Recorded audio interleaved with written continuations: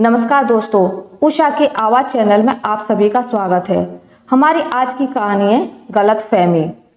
वो 70 साल की बुजुर्ग थी, नाम था कुसुम। पति के स्वर्गवास के बाद कठिनाइयों का सामना करते हुए बेटों की परवरिश की थी। उन्हें पढ़ाया लिखाया और इस काबिल बनाया कि वे समाज में इज्जत से रहें। बेटे भी माँ का आदर करते, लेकिन विवाह के बाद बहुओं और बच्चों में व्यस्त होने से उनका ध्यान माँ के प्रति कुछ कम हो गया था। वह महसूस करती थी कि अब बच्चों का लगाव कुछ कम हो गया है, लेकिन वह चुप रहती। कोरोना का भी कहर जारी था। ऐसे में कुसुम को सर्दी जुकाम की शिकायत हो गई, तो बेटा उन्हें डॉक्टर के पास ले गया और डॉक्टर ने कोरोना की आशंका जताई।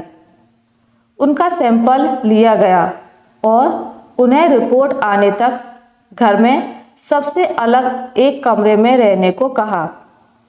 घर के सभी सदस्यों ने उनसे दूरी बना ली। उन्हें एहतियात के तौर पर दूर से ही खाना और पानी दिया जाता। यह बात उन्हें बहुत ही दुखी करती थी, लेकिन वह कुछ बोल नहीं पाती थी। उन्होंने सबसे बात करना भी कम कर दिया था। उन्हें लगता कि सभी उन्हें तिरस्कृत कर रहे हैं। कुछ दिनों बाद उनकी रिपोर्ट आई जो निगेटिव थी। दवाइयाँ लेने के कारण सर्दी जुकाम भी ठीक हो गया, लेकिन उनके मन में यह बात घर कर गई थी कि अब उनकी कद्र नहीं रही।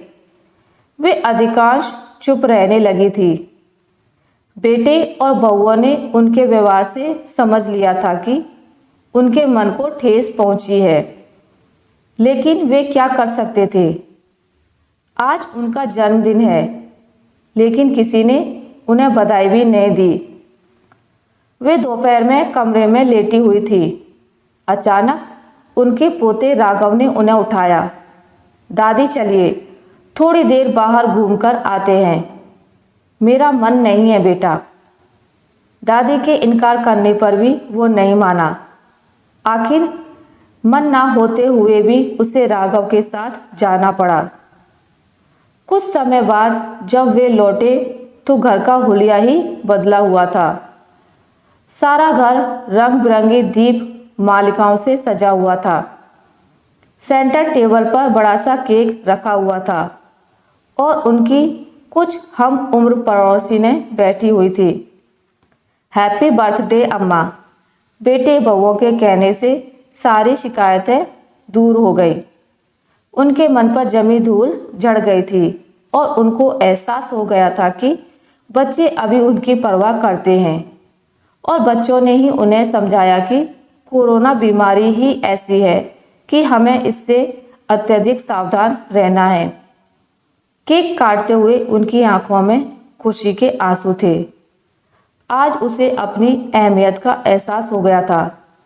बेटे बहुएं उनके करीब थे, किंतु वह स्वयं ही उनसे दूर होती जा रही थी। माँ, हम सब का वजूद आपसे ही है, कहते हुए सभी माँ के गले लग गई। सारी गलतफहमी दूर हो गई थी और अब वह पूरी तरह तनाव मुक्त हो गई थी। आशा करती हूँ आपको मेरी आज की कहानी अच्छी लगी होगी। अगर आपको मेरी कहानी अच्छी लगी है तो इसे लाइक करें, ज़्यादा से ज़्यादा शेयर करें और अगर आप मेरे चैनल पर नए हैं तो इसे सब्सक्राइब करना ना भूलें। मिलते हैं एक नई कहानी के साथ, तब तक के लिए नमस्कार।